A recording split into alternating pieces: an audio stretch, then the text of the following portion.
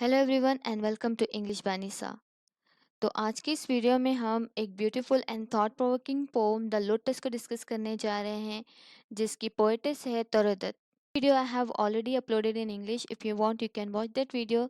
The link I am providing under the description box of this video. तो ये poem eastern and western literary tradition का mixture है, जो तुरुदत के unique perspective को दिखाती है as an Indian poet writing in English.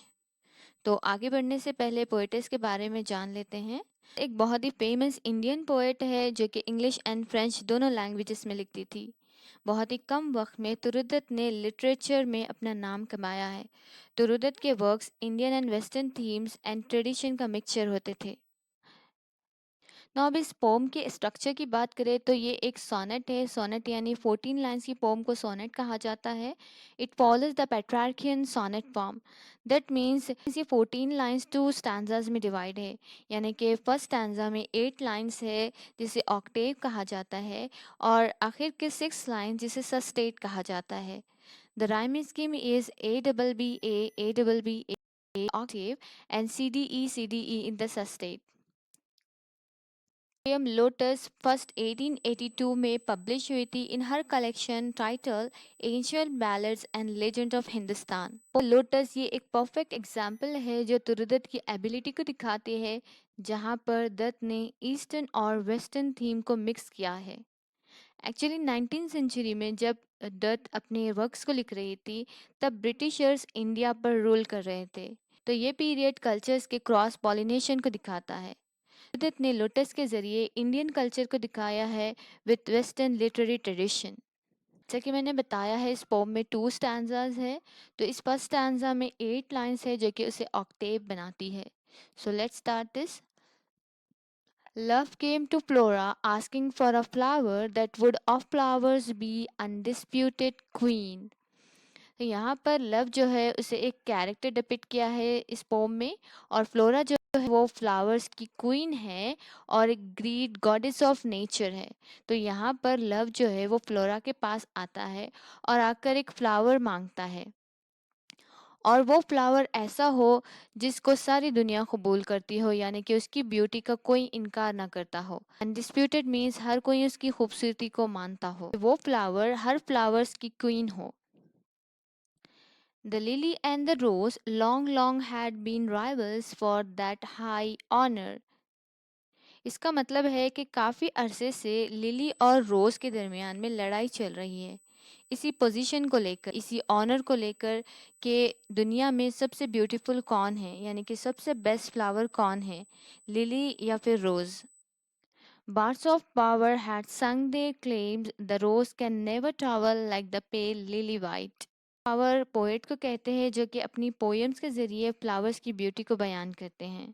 तो इन लाइंस का मतलब है ये दोनों फ्लावर्स को पोएट्स ने अपने वर्क्स में तारीफ की है, इनको प्रेज किया है। इन दोनों के पास अपनी एक अलग क्वालिटी है, यूनिक क्वालिटी है जो उसे स्पेशल बनाती है। जैसे कि रोज जो है वो अपनी ब्यूटी से जाना जाता है, तो वहीं पर लिली अपनी मैजेस्टी से।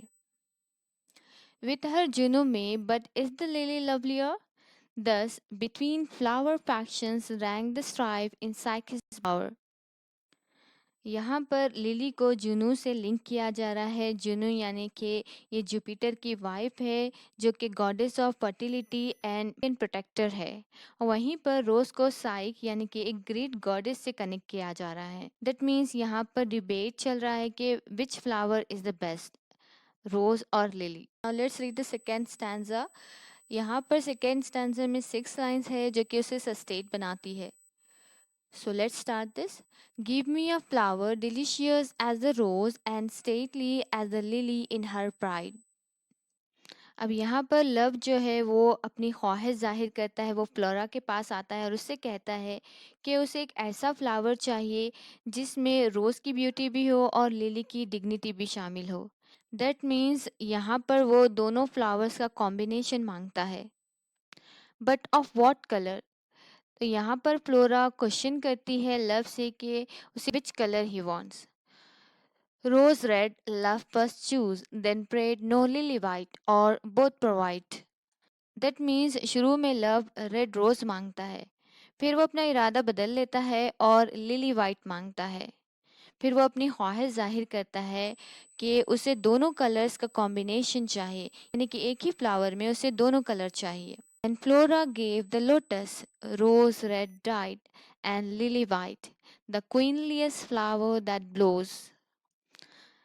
इन लाइंस का मतलब है फ्लोरा यहाँ पर एक फ्लावर क्रिएट करती है जिसका नाम रखती है लोटस, जिसमें दोनों फ्लावर्स यानी red rose and lily white का शेड्स था, जो इस फ्लावर को सब फ्लावर्स से खूबसूरत और रेगुलर बनाता है और वो इस फ्लावर को लव को देती है। तो इस पोम की थीम है लोटस फ्लावर की ब्यूटी को ग्लोरीफाई करना, जो ब्यूटी और परफेक्शन को दिखाती है। और ये लोटस इंडियन हेरिटेज का एक सिंबल है जो अपने आप को वेस्टर्न सिंबल यानी रोज एंड लिली से अलग करता है। So, the lotus by Tharudat explores the beauty ideals represented by the rose and the lily, symbolizing Asian and European aesthetic. So, this is all for today's video. I hope it would be helpful for you. Stay tuned for more videos and thanks for watching.